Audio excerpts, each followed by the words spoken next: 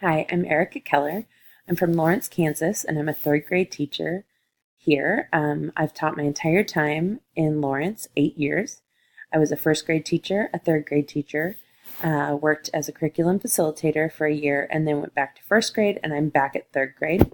I'm getting my master's in library media specialist, and I live here in Lawrence with my husband and my 3-year-old son. So I love technology, adding it to my classroom, and my goal is to find new tools to put in my toolbox for my kids and what works best for them. I feel like one of the advantages of technology is that um, because it's prevalent everywhere, I find a lot of kids that come in and have a lot of base knowledge, but a lot of it is more play. And so being able to turn this thing that they see as like a toy into a tool. I also find like a disadvantage is there's so much out there.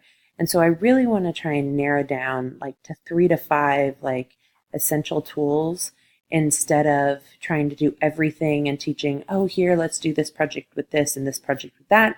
Finding a handful so that my kids become experts and are in-depth knowledge of them so that they can use them everywhere. I also want to make sure that I'm not just using technology for technology's sake.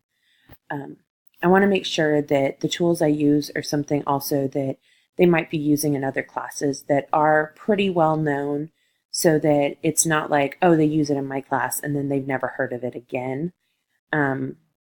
It's not obscure. So, I mean, even just starting them out with Google and Google Classroom, because it's something that you can use in school or at home or for work. And so there's so many uses for it. So it's a very versatile tool. I think also being able to use technology not for all the bells and whistles, but to really make it something that the kids are going to be engaged, but also just enhance what they already know and not necessarily as the tool to get them all the knowledge, but to help them fill in maybe some of those gaps or to extend their learning of what I've already given them the knowledge for.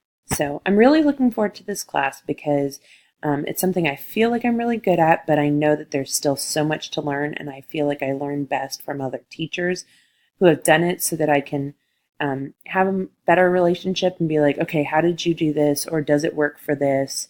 And be able to talk it out and just be able to see how I can utilize it in my classroom and how I can take this knowledge and grow when I become a librarian or also just as a teacher leader in my school and how I can help other teachers gain this knowledge. So thank you. Can't wait to work with you this semester.